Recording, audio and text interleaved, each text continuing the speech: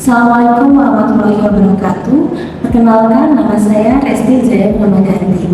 Saya merupakan salah satu dosen di program studi akuntansi Sekolah Vokasi Institut Pertanian Bogor.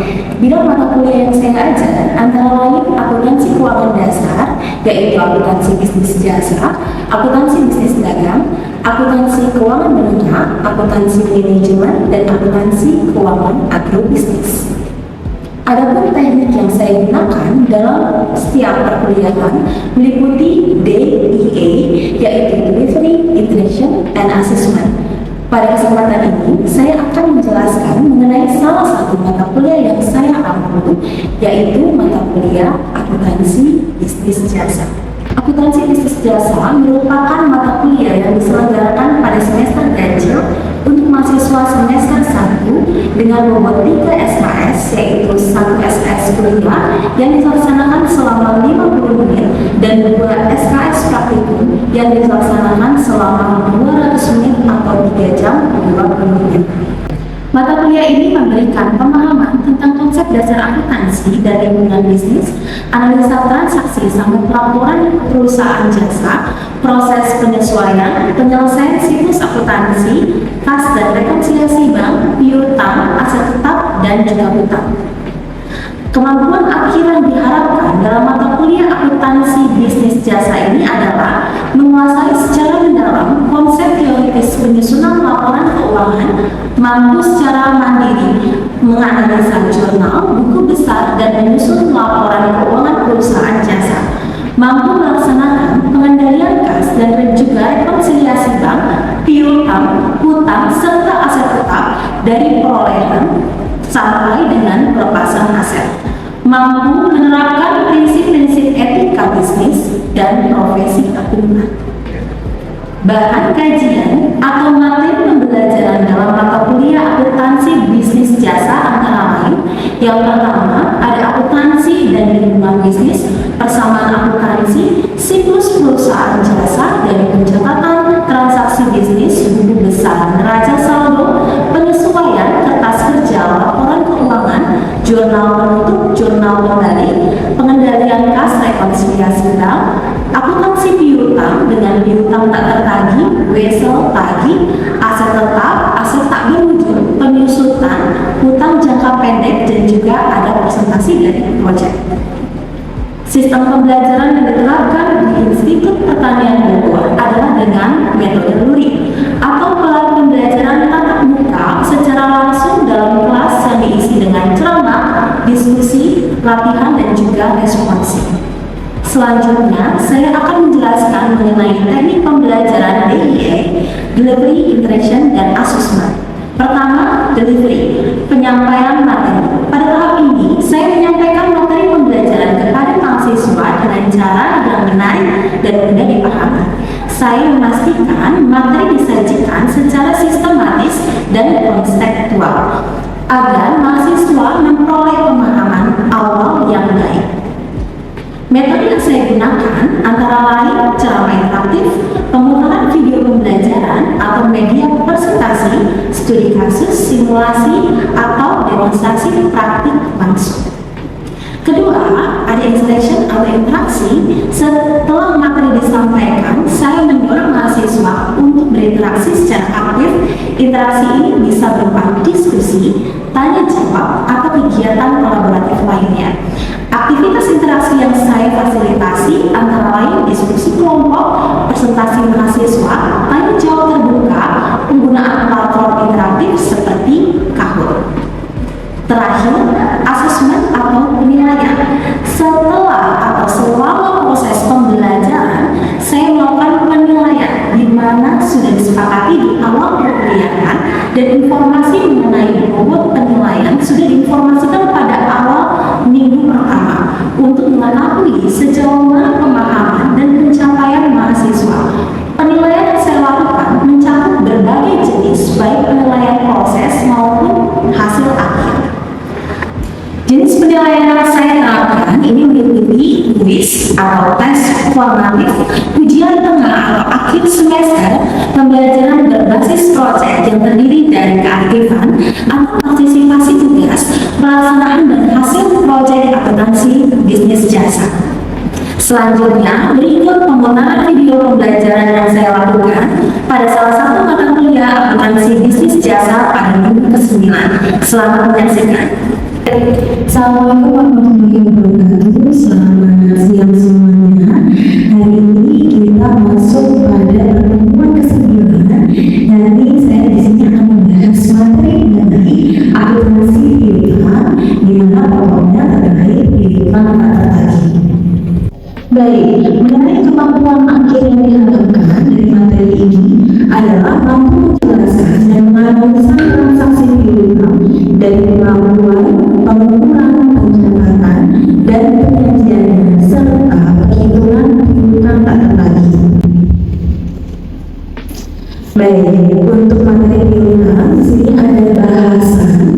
Nah, bahasan yang kita akan bahas di sini terkait definisi piutang, klasifikasi piutang, terus ada kemampuan piutang, piutang tak tertagih. Nanti kita belajar dua metode. Ada metode penghapusan piutang, di mana penghapusan nanti secara metode langsung, dan juga metode penghapusan tak langsung atau yang kita sebut dengan metode penyisihan. Nah, berikutnya kita mempelajari terkait pemulihan atas kasus penghapusan piutang tak tertagih.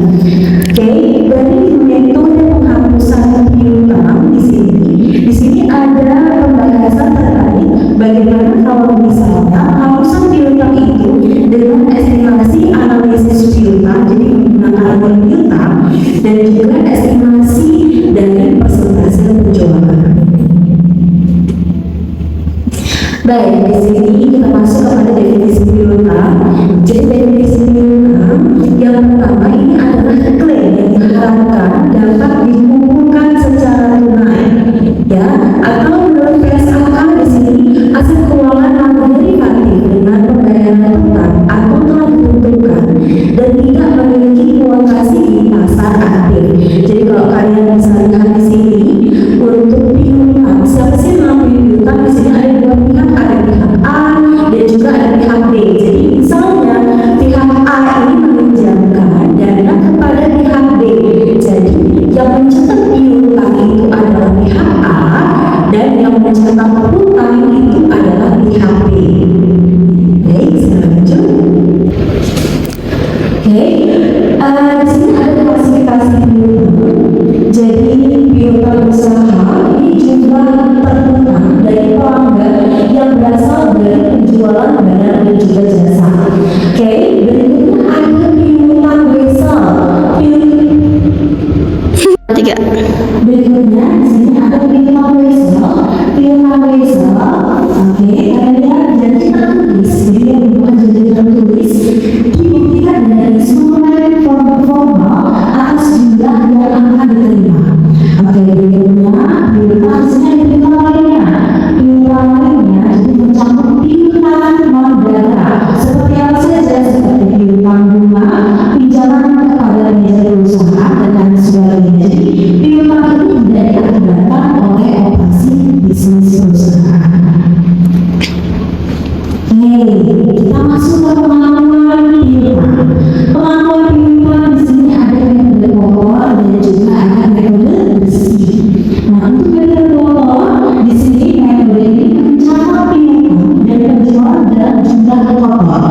Menurut metode ini, diskon penjualan hanya diakui dalam akun apabila pembayaran diterima dalam periode diskon. Diskon penjualan lalu akan ditunjukkan dalam laporan bagi sebagai pengelola atas penjualan untuk mendapatkan penjualan bersih. Berikutnya ada metode bersih. Metode bersih, dalam metode bersih ini penjualan dan piutang ini dicatat pada harga bersih, dan setiap diskon yang tidak diambil kemudian didebit ke piutang usaha dan kreditnya ke diskon penjualan yang akan dalam bahasa Inggris disebut self discount certificate. Oke, baik, kita masuk ke piutang tak tertagih. Piutang tak tertagih Jadi di sini piutang tak tertagih merupakan piutang perusahaan yang memang diperkirakan itu tidak dapat ditagih oleh perusahaan dengan memang alasan-alasan tertentu. Maka jadi perusahaan harus menganggap ini sebagai kerugian dari piutang perusahaan. Maka perusahaan harus menganggap ini sebagai masalah kerugian atas piutang. Nah, metode yang digunakan apa saja untuk menghapus kerugian piutang? Jadi ada metode penghapusan langsung yang disebut dengan direct write-off, dan satu lagi ada metode penyisihan yang disebut dengan metode allowance atau metode pencadangan. Baik, yang pertama di sini ada metode. Baik, di sini laporan pada rugi. Jadi pengaruh dari akun-akun tersebut di laporan pada rugi dan piutang tak tertagih akan disajikan di program operasional, dan juga nanti piutang yang setelah kredit tadi kita sudah jurnal ini akan dilaporkan penggunaan dari nilai piutang. Berikutnya metode penyisihan atau pencadangan. Metode penyisihan pencadangan di sini ada jurnal atau pencatatan terkait penyisihan debitnya beban piutang tak tertagih dan debitnya penyisihan piutang tak tertagih. Nah, pada saat penghapusan piutang, jadi kalau pencadangan itu dihapus piutangnya, jadi pada saat penghapusan jurnalnya penyisihan piutang tak tertagih pada piutang. Baik, untuk metode penyisihan atau pencadangan di sini ada soal yang diasumsikan pada tanggal 31 Juli 2020 PT Redam memperkirakan bahwa 1.500.000 piutang CVA ini tidak dapat tertagih. Nah, perusahaan menggunakan metode penyisihan untuk pencatatannya. Jadi jurnal pada saat penyisihan, karena di sini penyisihan 1.500.000, maka akan dicatat seperti ini tanggal 31 debitnya beban piutang tak tertagih senilai 1.500.000 dan kreditnya penyisihan piutang tak tertagih senilai 1.500.000. Nah, ini kalau kita lihat dari buku besarnya, jadi buku besarnya ini perusahaan bahwa ada balance senilai 260 juta rupiah. Oke, nah ini timbul karena kita menjurnal penyisihan piutang tak tertagih, maka timbul di sini nilai 1.500.000 posisinya sebagai laporan posisi keuangan untuk ini. Jadi penyisihan piutang tak tertagih di laporan keuangan akan dilaporkan di laporan posisi keuangan. Sebenarnya nanti akan menjadi akun kontrak. Jadi akun kontrak dari piutang itu sendiri sebesar 1.500.000. Jadi yang mengurangi piutangnya. Maka kalau kalian lihat di sini piutang yang sebesar 240 juta ini dikurangi penyisihan piutang tak tertagih senilai 1.500.000. Jadi piutang kalau piutang bersih nanti piutang bersihnya sebesar ya 238 juta rupiah. Baik, berikutnya ini adalah pemulihan atas penghapusan piutang tak tertagih. Jadi pemulihan itu maksudnya apa? Pemulihan apabila kita sudah menghapuskan piutang tersebut, tapi ada itikat baik dari pelanggan atau konsumen ini akan membayar hutangnya, ya, berarti kita akan menghapus piutang. Baik, ini seperti apa? Nah, kenapa ini terjadi? Kalian bisa lihat di sini terjadi apabila pihak berhutang ini ada itikat baik untuk membayar piutang pada saat setelah perusahaan melakukan pencatatan penghapusan piutang. Contohnya, oke, setelah menghitung presentasi ketidak tertagihan piutang dari estimasi analisa piutang, maka didapatkan jumlah ketidak tertagihan piutang ini sebesar 3.550 pada akhir Desember 2019. Penghapusan piutang per 1 Februari 2020. Oke. Nah, ini jurnal untuk penyisihan piutang tak tertagihnya. Jadi di sini dia menjurnal nih beban piutang tak tertagih pada penyisihan piutang tak tertagih sebesar 3.550. Dan pada saat dihapus dia akan menjurnal penyisihan piutang tertagih pada piutang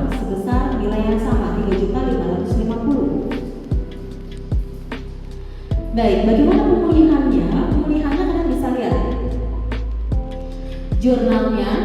Pemulihannya tadi kan di sini, jika pada tanggal 10 Maret atas nama pelanggan PT Kofat ini membayar piutang sebesar 500.000, maka dia akan mencatat seperti ini. Kita akan balik dulu nilai piutangnya. Jadi piutang di debit sebesar 500 pada beban piutang tertagih. Kenapa pada beban piutang tertagih bukan pada penyisihan? Karena kalau kalian lihat di sini, penyisihannya ini sudah saling terhapus. Jadi jurnal yang ada hanya beban piutang dan piutang saja. Maka pemulihannya akan menjadi piutang pada beban piutang tak tertagih. Baik, berikutnya di sini ada responsi. Nanti ini adalah yang kalian diskusikan secara kelompok. Ini ada soal kasus dan nanti kalian diskusikan secara kelompok untuk piutang dan piutang tidak tertagih. Oke, nanti di sini ada pertanyaan-pertanyaan yang harus kalian jawab. Di bagian A itu terkait dengan piutang, bagaimana cara pengakuan, pengukuran, pencatatan dan juga penyajian. Dan bagian B itu terkait piutang tidak tertagih terkait dari metode langsung dan bagaimana metode tidak langsung. Oke, mungkin itu saja yang bisa saya sampaikan. Kira-kira dari teman-teman mahasiswa yang ada di sini ada yang mau ditanyakan, saya persilakan. Dari sekian materi yang bisa saya sampaikan hari ini, kira-kira dari materi yang saya sampaikan ada yang ingin bertanya, saya persilakan. Baik, Azila, silakan apa yang ingin ditanyakan? Ibu izin bertanya, untuk piutang tak tertagih dengan metode tidak langsung, itu akun akunnya dilaporkan di mana saja, Ibu? Oke, baik, terima kasih. Baik, terima kasih Azila atas pertanyaannya. Jadi, Azila bertanya bagaimana sih cara penyajian ya dilakukan keuangan terkait penghapusan dengan metode langsung. Oke, dengan metode langsung tadi kan ada pencatatannya bahwa metode langsung itu akan didebit beban piutang tidak tertagih pada piutang. Berarti penyajian di laporan keuangan akan mempengaruhi laporan yang pertama, yaitu laporan laba rugi. Oke, laporan laba rugi dia akan dilaporkan di laporan badan operasional sebagai beban piutang tidak tertagih. Dan untuk piutang itu sendiri, piutang akan dilaporkan di mana? Di laporan posisi keuangan.